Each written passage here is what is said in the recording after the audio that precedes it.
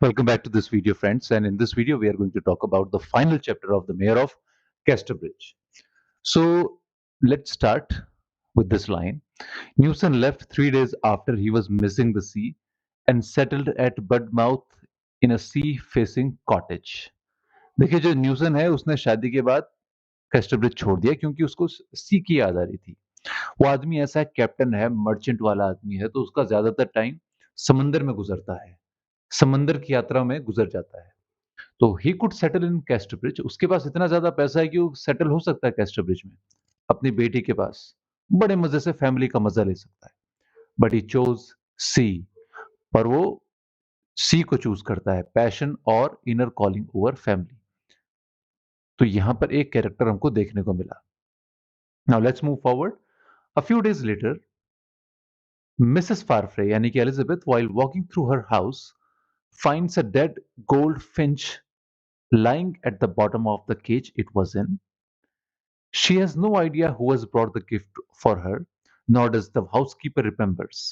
But after a month, she is reminded by the housekeeper that it is the farmer who has come in the evening to meet her.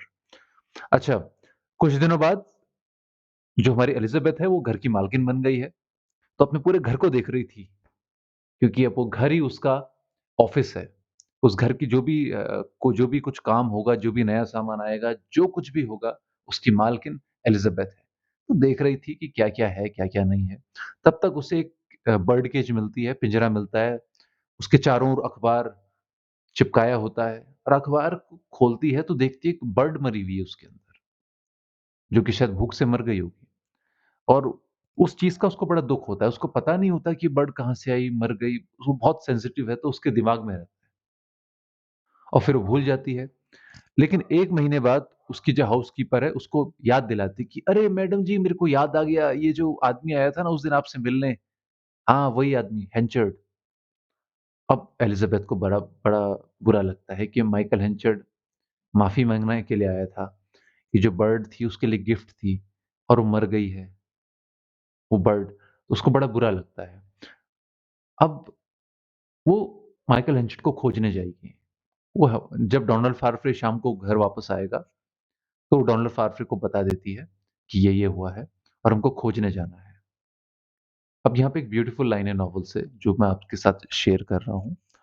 Although Farfrey had never so passionately liked Henchard as Henchard had liked him, he had, on the other hand, never so passionately hated him, hated in the same direction as his former friend had done. देखिए, फारफ्रे को हेंचर्ड कभी पसंद नहीं था। ये एक बात है, ये बात लिखी हुई है कि फारफ्रे ने हेंचर्ड को उतना लाइक नहीं किया जितना पैशनेटली हेंचर्ड ने फारफ्रे को लाइक किया। हेंचर्ड ज्यादा इमोशनल है, फारफ्रे कम इमोशनल है। इसलिए फारफ्रे ने भी हेंचर्ड से उतनी नफरत कभी नहीं की जितनी नफरत हेंचर्ड ने फारफ्रे से की है। तो ये हमको ध्यान रखना है कि फारफ्रे एक ज्यादा इमोशन में बहने वाला बंदा नहीं है।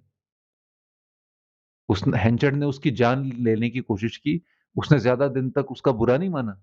ल्यूसेटा मर गई, वो फिर से मूव ऑन हो गया। तो मूव ऑन करने वाली क्वालिटी फारफ्रे को हमेशा सक्सेस की तरफ ले जाती है। और Henchard on the other hand is the is the slave to his emotions. उसके उसमें इमोशनल इंटेलिजेंस की कमी है। फारफ्रे को कुछ बात करता है तो उसे पता चलता है किसी आदमी से कि मेलचेस्टर की तरफ एक आदमी गया था जो उससे मिलने आया था रात के 12 बजे जिस दिन उनकी शादी थी। आफ्टर फ्यू माइल्स तो उसके अगले दिन दोनों के दोनों अपने गिग पे निकल जाते हैं। This is the photo of a gig. दोनों कौन? माइकल हेंचर्ड एंड सॉरी माइकल हेंचर्ड नहीं, डोनाल्ड फारफ्रे एंड एलिजाबेथ चेन।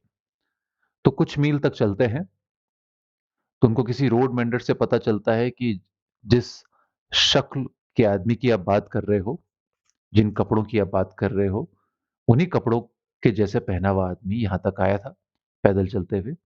उसके बाद उसने यहाँ पर से टर्न ले लिया, विदरबरी से टर्न ले लिया और कहाँ गया? एक्डॉन हीथ पे, एक जगह है। तो कपल भी जो फारफ्रे एंड एलिजाबेथ जेन है, वो भी उसके पीछे चल जाते हैं, जहाँ माइकल हेंचर्ड गया होगा। अब अब वो चलते हैं एक समिट की तरफ, पहुँचते हैं और वहाँ तक उनको कभी माइकल हेंचेट के बारे में पता नहीं चला कि कहाँ गया। अब डोनाल्ड फार्फरे कहता है, "अब चलो घर चलो यार, यहाँ थोड़ी देर और रुके तो लेट हो जाएगी, फिर यहीं रुकना पड़ेगा, तो इसलिए हम वापस चलते हैं एंड तुम्हारे पिताजी को हम किसी और तरीके से खोजेंगे।"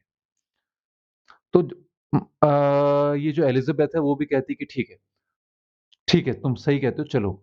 लेकिन जहाँ पर वो खड़े थे उनको वो एक एलिवेटेड पोज़ीशन थी, मतलब कोई टीला टाइप का था जिस पे खड़े थे। तो उनको पूरे चारों ओर का नज़ारा दिख रहा था।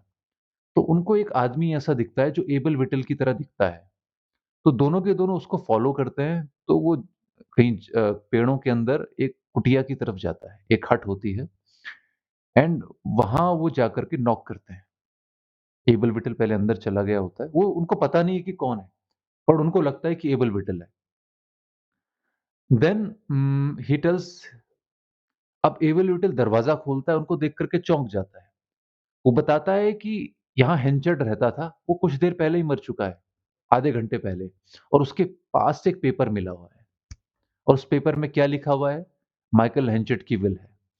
उस विल में लिखा है कि एलिज़ाबेथ जेन को और फारफ्रे को मेरी डेथ के बारे में ना बताया जाए, ना वो मेरे लिए ग्रीव करें, दुःख मनाएँ। मुझे किसी अच्छी जगह पे ना दफ़नाया जाए, चर्च में कोई घंटी ना बजाई जाए मेरे लिए और किसी को मेरी डेड बॉडी ना देखने को मिले। कोई मेरे फ्यूनरल पे ना आए और मेरी ग्रेव पर कोई प्लांट्स या कोई फ्लावर ना चढ़ाए और कि कोई भी मेरे को याद ना करे। तो this I put my name Michael Henchard. तो एलिज़ाबेथ जेन हेंचर्ड की फाइनल विशेज़ को पूरा करने की कोशिश करती है, इसलिए नहीं कि उसकी फाइनल वर्ड्स को रिस्पेक्ट किया जाए, इसलिए क्योंकि माइकल हेंचर्ड जो कहता था उसको करता था, तो उसके वर्ड्स का मतलब था। तो जैसे ही एलिज़ाबेथ जेन को पता चलता है, तो उसकी आँखों में आँसू आ जाते हैं एंड वो वैसा ही करते हैं जैसे जैसे माइकल हेंचर्ड की विल में लिखा होता है। तो यहाँ पर ये नॉवल फिनिश हो जाता है। इस नॉवल के कैरेक्टर्स के बारे में, थीम के बारे में, स्टोरी के बारे में आपको जो कुछ भी फीलिंग हो, इस कमेंट बॉक्स में ज़रूर लिखें। और अगर आप इस चैनल को सपोर्ट करना चाहते हैं, इस वर्क को सपोर्ट करना चाहते हैं, तो then you can press the thanks button to support my work. Thanks very much.